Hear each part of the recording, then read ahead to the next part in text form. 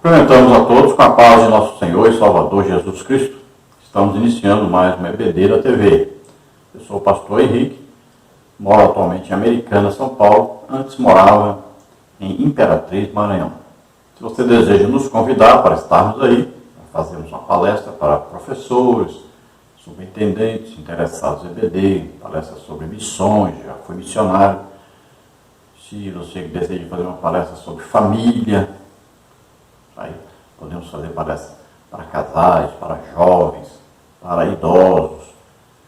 E também fazemos palestras sobre escatologia, sobre missão no lar, que é a evangelização nos lares. E fazemos palestras sobre dons do Espírito Santo, onde também ministramos, oramos para que os irmãos recebam dons do Espírito Santo. Também trabalhamos com esses cultos, especiais, porque no culto normal não se tem muito tempo para ministrar o batismo do Espírito Santo, curas, milagres, libertações. Então nós trabalhamos também com isso. Então nos convite, estaremos aí com todo prazer. Você vê aí meu telefone, DDD 99, lá de Imperatriz, e o telefone 991520454. O telefone da minha esposa é o DDD aqui de Americana, 19, o telefone é 984482187, uma Edna. Meu e-mail, Henrique LHAS, LHAS iniciais do meu nome, então henriquelhas@hotmail.com. Se você deseja nos ajudar, eu já tenho mais de 5 anos desempregado, então você envie qualquer quantia. Aí tem a conta aí da Caixa Econômica, tem aí do Bradesco e tem aqui do Banco Brasil. Banco Brasil, o nome da minha esposa é Edna Maria Cruz Silva. Bradesco Imperatriz. E aí tem o meu Pix, que você vê aí o meu CPF, 331-957-816-20. Muito obrigado, Deus abençoe. Dê aí um like, um joinha, ou dislike, não tem problema. E faça algum comentário aí no YouTube, na medida do possível a gente responde. E também se inscreva no nosso canal, divulgue o nosso trabalho. Passe para algumas pessoas que você conhece, alguns professores de escola bíblica dominical, algumas pessoas que não estão indo para a escola bíblica dominical, precisam aí ver a lição. Então, envie para outros, divulgue o nosso trabalho para ajudar as outras pessoas. Nós estamos estudando neste trimestre, nas revistas da CPAD, com o tema O Apóstolo Paulo, Lições da Vida e Ministério do Apóstolo dos Gentios para a Igreja de Cristo. O comentarista da CPAD é o pastor Elianai Cabral. Hoje estaremos estudando, mais especificamente, sobre a perseguição. Então nós vamos ver aí a lição de número 2 com o título Saulo de Tarso, o Perseguidor. E nessa lição nós vamos estudar os seguintes tópicos e subtópicos. No tópico 1, Saulo de Tarso, perseguidor implacável. Subtópico 1, Saulo se descreve como blasfemo e perseguidor e opressor. 1 Timóteo 1,13. Subtópico 2, as ameaças de Saulo de Tarso. Subtópico 3, por que Saulo perseguia os cristãos? No tópico 2, nós veremos a perseguição contra a Igreja de Cristo. Subtópico 1, contra os seguidores de Jesus. Subtópico 2, Saulo de Tarso e Estevão. Subtópico 3, uma intolerância religiosa e política contra a igreja atual. No tópico 3, nós vamos ver quando o sistema se volta contra a igreja. No subtópico 1, como era a perseguição contra os primeiros discípulos. Subtópico 2, perseguição, tortura e método. Subtópico 3, perseguição aos pentecostais. Então veremos aí todos esses assuntos mais detalhadamente. Vamos ao textuário da lição. E Saulo, respirando ainda ameaças e mortes contra os discípulos do Senhor, dirigiu-se ao sumo sacerdote. Atos 9, 1. Então Paulo vê que muitos discípulos de Jesus haviam fugido de Jerusalém e ele agora vai armar uma estratégia. Ele vai ver para onde fugiram e vai até lá e vai trazer os presos. Então, ele viu que já estava diminuindo muito, né, as prisões em Jerusalém. Então agora ele vai perseguir os cristãos fora de Jerusalém. Olha só o zelo religioso que ele tinha. Ele achava que estava fazendo um favor para Deus.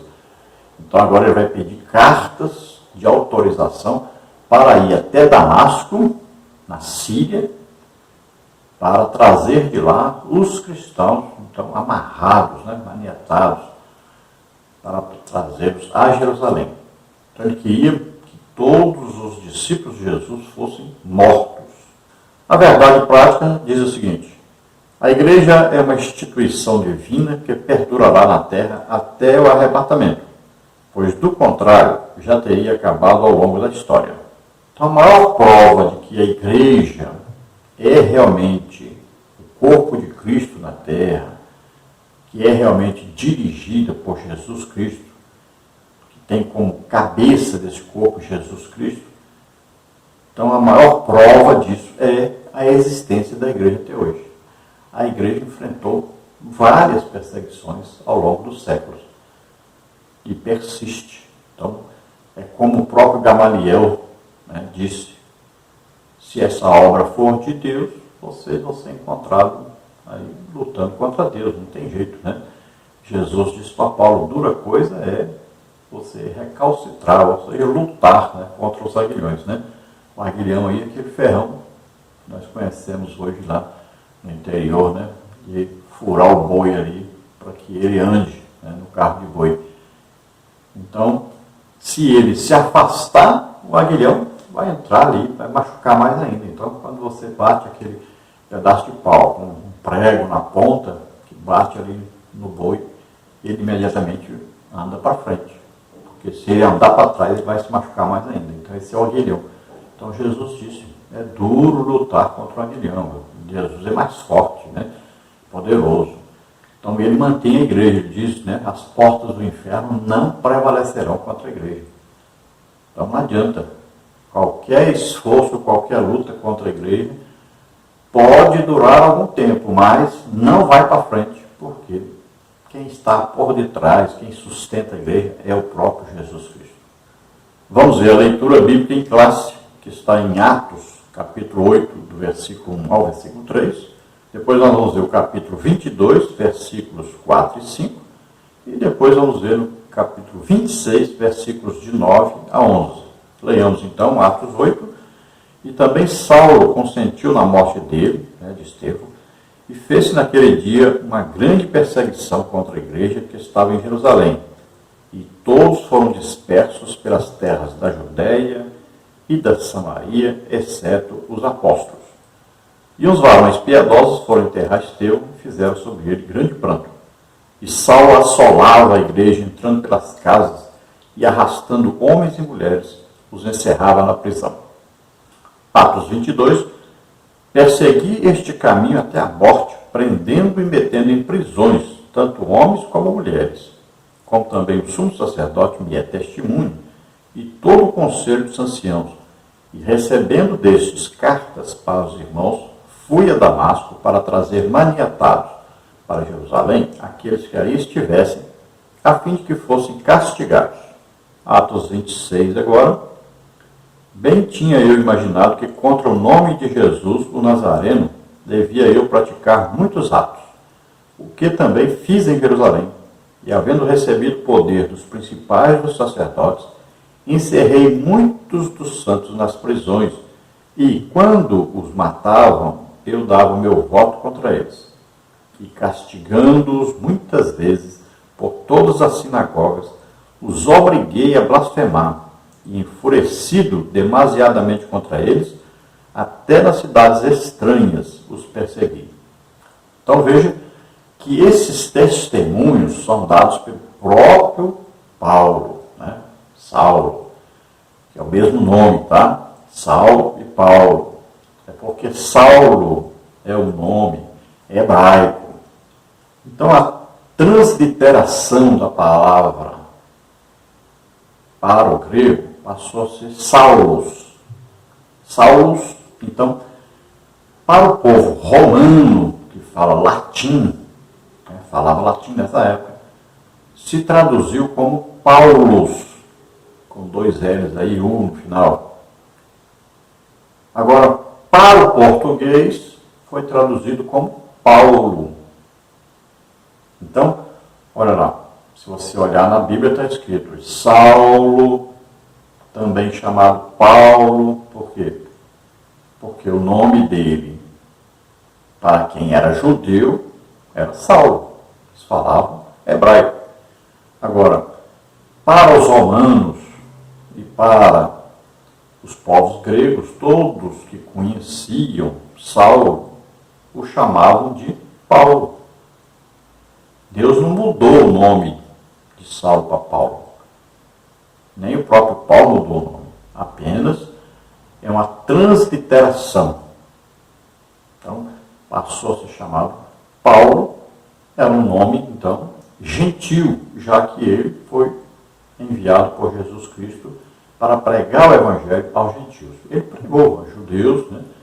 Pregou aos gregos e tal, pregou aos romanos, pregou a todos que encontrou pela frente. Mas, mais especificamente, ele foi direcionado, então, a pregar aos gentios, aos povos que não eram judeus.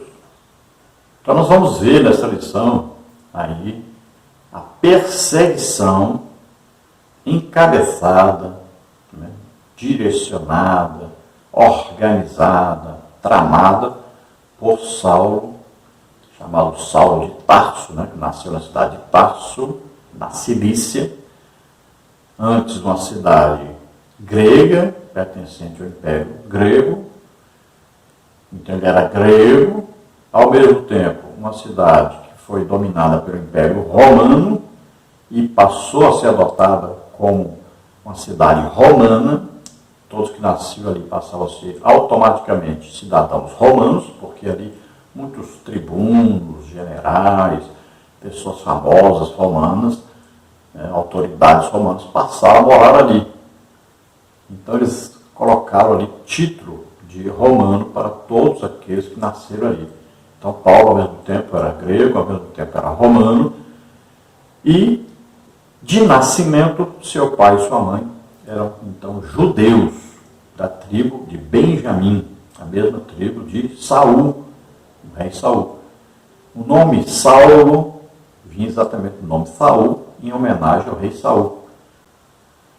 Então nós vamos ver nessa lição aí a perseguição encabeçada, né, direcionada, organizada, tramada por Saulo, chamado Saulo de Tarso, né, que nasceu na cidade de Tarso, na Cilícia, antes uma cidade grega, pertencente ao Império Grego. Então ele era grego, ao mesmo tempo uma cidade que foi dominada pelo Império Romano e passou a ser adotada como uma cidade romana. Todos que nasciam ali passavam a ser automaticamente cidadãos romanos, porque ali muitos tribunos, generais, pessoas famosas romanas, autoridades romanas passaram a morar ali. Então eles colocaram ali título de romano para todos aqueles que nasceram ali. Então Paulo ao mesmo tempo era grego, ao mesmo tempo era romano, e de nascimento seu pai e sua mãe eram então judeus da tribo de Benjamim, a mesma tribo de Saul, o rei Saul. O nome Saulo vinha exatamente do nome Saul, em homenagem ao rei Saul. A religião, ou seja, a facção dessa religião a que Paulo pertencia, eram os fariseus. Então, olha só, tinham saduceus que não acreditavam em anjos, em espírito, e tinham os fariseus que acreditavam tanto uma coisa quanto na outra. Os fariseus também acreditavam no livre-arbítrio. Então, se nós estudarmos sobre os fariseus, nós vamos ver muita coisa boa. O problema era que, na época que Jesus estava pregando o Evangelho, ele viu que eles ensinavam corretamente. Tanto é verdade que ele diz, façam o que eles dizem para fazer. Então, eles ensinam corretamente. O problema é que eles não praticam. Então, estavam sendo hipócritas. Então, olha só, o que eles ensinavam? Que a pessoa deve jejuar, que deve orar, que deve estudar muito a palavra de Deus, que deve dar os seus dízimos, suas ofertas. Eles davam até do cominho, né, do coentro. Ensinavam que deveriam todos praticar boas obras, visitar os órfãos, as viúvas. Então eles ensinavam corretamente. Então o problema daquele povo era o quê? Que eles ensinavam e não praticavam. Eles não tinham o verdadeiro amor no coração. E eles não tinham sinceridade diante de Deus, não tinham intimidade com Deus, porque se tivessem, teriam conhecido, reconhecido Jesus como Messias. Então, se nós olharmos aí todas as religiões que estavam ali mantendo, né, o judaísmo, nós vamos ver que dentre as facções ali, a mais correta é exatamente a dos fariseus. Então, Paulo se declara a si mesmo blasfemo, perseguidor, opressor. Tudo isso ele fazia seguindo já do que a tradição, né? Ele nasceu em Tarso, mas foi criado em Jerusalém, ensinado pelo principal mestre de sua época, que era Gamaliel. Então ele tinha um tremendo zelo religioso, um desejo de servir a Deus e de tirar do caminho tudo que pudesse atrapalhar o verdadeiro ensino da Torá, a palavra de Deus. Mas ele vai aprender que toda vez que alguém persegue a igreja, está perseguindo o próprio Jesus Cristo.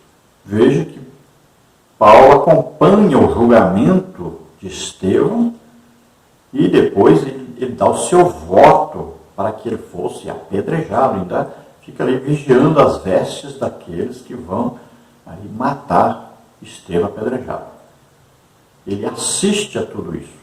Ele viu o rosto, né, de Estevão brilhar, né, parecia de anjo lá no julgamento. Ele viu ali Estevão orando. Ele escutou a oração de Estevão. Ele viu o testemunho de Estevão dizendo que estava vendo Jesus. Ele viu e ouviu Estevão ali dizer, pedir a Deus para perdoar aqueles que o estavam apedrejando. E aquilo aí marcou a vida de Paulo. Então nós cremos que ali ele abriu o coração para Deus a partir dali. Ele estava fazendo aquilo com gosto, com desejo de realmente matar Estevão. Ele perseguiu os cristãos realmente querendo matá-los, mas aquilo ali quebrou o seu coração. Então Jesus agora poderia aparecer a ele e falar com ele, porque agora ele estava querendo conhecer Jesus.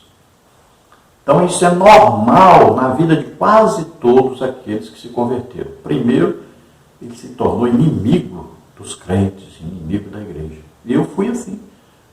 Perseguia os crentes, falava mal deles, perseguia, ficava vendo e analisando, vendo qualquer coisinha que faziam errado, os acusava.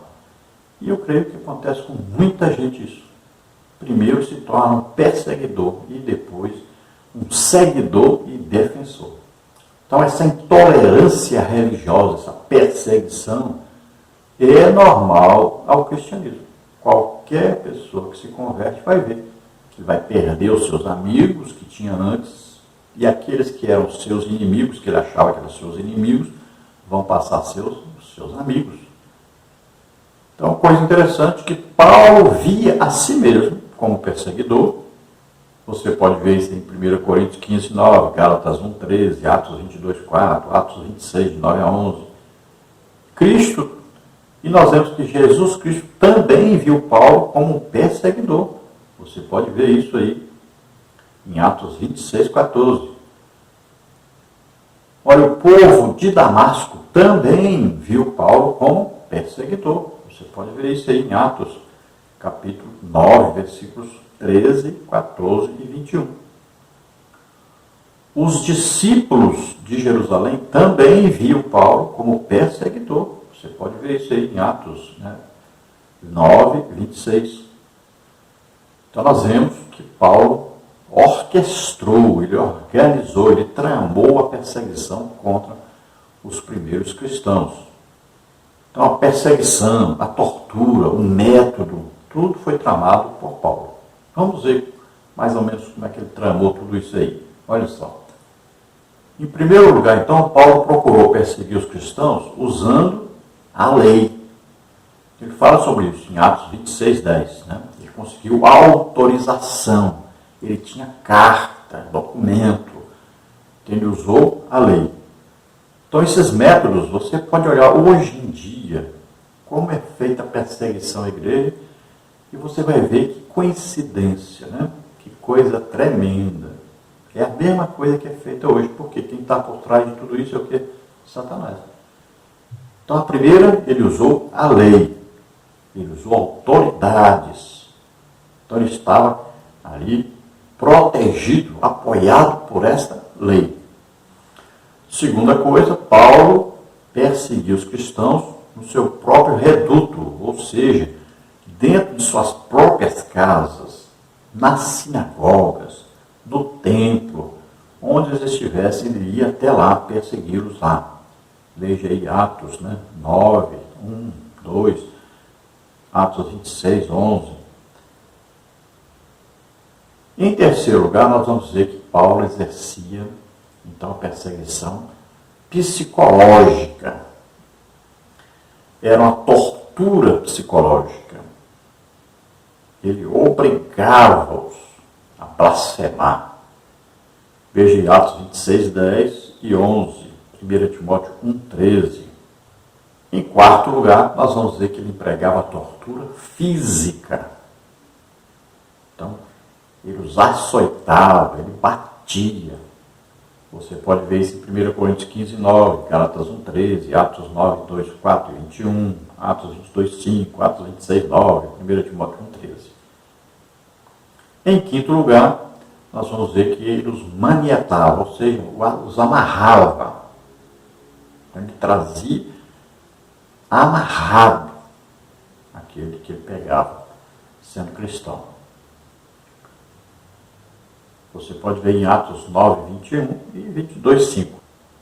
Em sexto lugar, nós vamos ver que ele os prendia, os colocava em prisões, nas celas, nas cadeias.